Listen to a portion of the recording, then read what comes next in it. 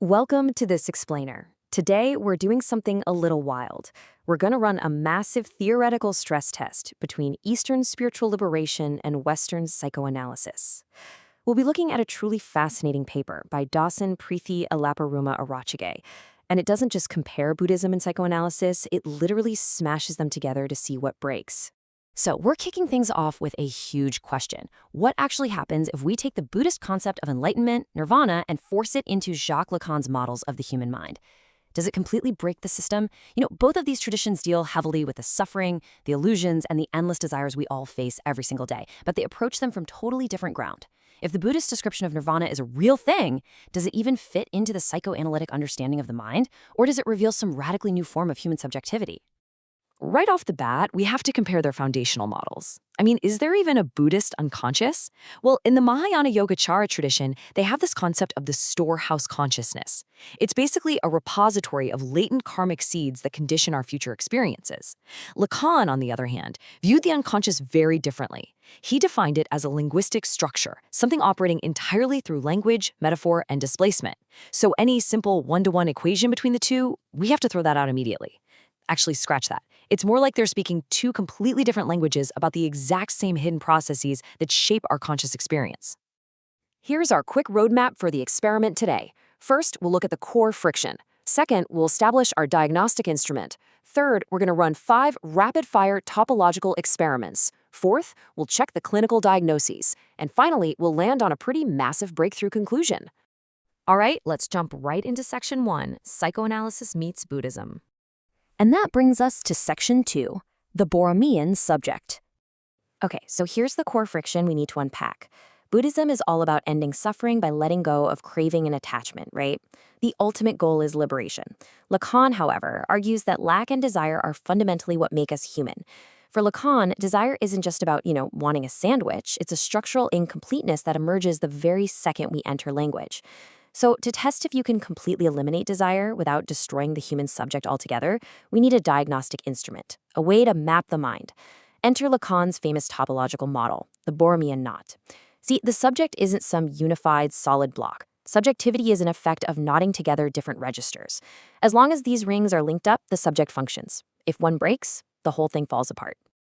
Before we start messing with this knot, let's quickly define its 3 rings. First up is the imaginary. This is the illusion of the ego, our body image, that deceptive feeling that we have a unified self. Second is the symbolic. Think of this as the order of language, social laws, and meaning. And third, we have the real. This is the raw, traumatic core of existence that entirely resists language and symbolization. It's essentially the impossible. Moving on to Section 3, 5 topological experiments. Now for the really fun part. We are literally going to bend, stretch, and cut this knot to figure out what enlightenment looks like on a structural level. We want to see if nirvana can survive the limits of Lacanian geometry. So, experiment 1. What if nirvana just unravels the knot entirely? Let's say enlightenment severs a ring, causing all the registers of the mind to lose their connection and drift apart. In psychoanalysis, this kind of unlinking is typically associated with structural instability or even a psychotic collapse. And because of that, this total psychotic unlinking completely fails our stress test. Why? Well, think about it. A totally unraveled mind cannot explain how the historical Buddha continued to functionally teach, remember, and interact with society for 45 years after reaching nirvana. If your knot falls apart completely, you just can't participate in this symbolic world of language anymore. Let's try a different approach with experiment 2, the knot tightens. It doesn't break, it just contracts for maximum psychic stability and integration. Sounds exactly like deep meditation, right? But this one fails too. A highly stable, hyper-integrated subject is still, at their core, a subject organized by lack and desire. They're just a much healthier version of a subject, which means they are still theoretically trapped in the repetitive cycle of rebirth, and that totally contradicts the definition of nirvana. Okay, in experiment 3, we push that idea even further. The knot contracts continuously toward a singularity. It's like a psychic black hole. All structural space just collapses. But if all differentiation squashes down into a single point, the subject loses the basic structural distinctions they need to interact with the world. You literally can't teach or speak if language, reality, and ego are squished into one undifferentiated dot. So experiment 4 asks, What if we just completely delete the real?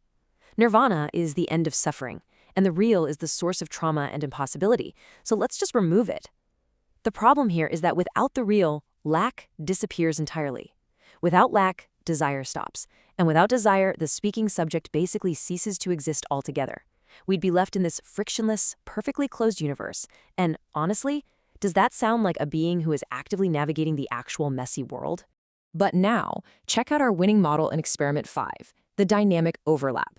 Here, the rings dynamically overlap, so their differences cease to cause all that structural tension yet, and this is key, they remain just distinct enough to allow for functional reality. They converge toward a single consistency, almost like oscillations syncing up. The gaps are minimized, reducing the agony of attachment, but the minimal structure of the mind is entirely preserved. So, looking at the final tally here, the dynamic overlap model is the absolutely only topological configuration that ends the suffering of attachment while still preserving the capacity for language, judgment, and action. It maps perfectly onto the Buddhist idea of non-duality. The world remains differentiated, but that differentiation completely stops functioning as a source of suffering. All right, let's head into Section 4, the clinical diagnoses.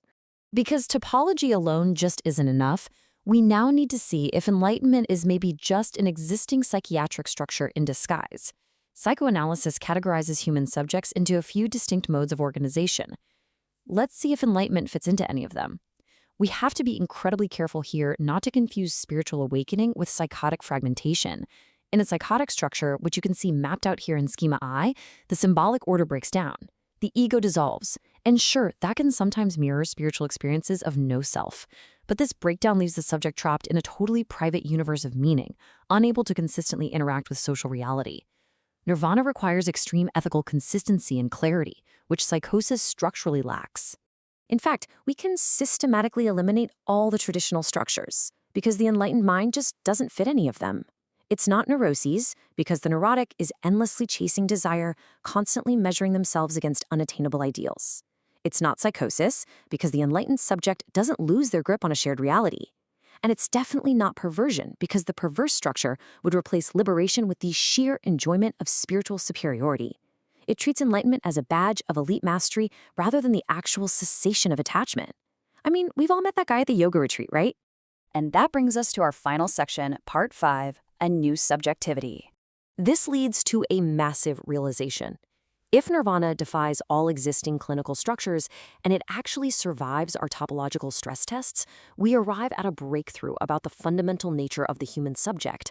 It means nirvana isn't just a mood. It's not a cure for neurosis. To solve this mystery, the source text introduces this Hegelian concept called sublation, or Aufhebung. It's this wild idea where something is simultaneously canceled, preserved, and elevated to a whole new level. Think about it. Nirvana doesn't destroy the subject, and it doesn't eliminate the structural lack that makes us human. Instead, it completely transforms the subject's relationship to that lack.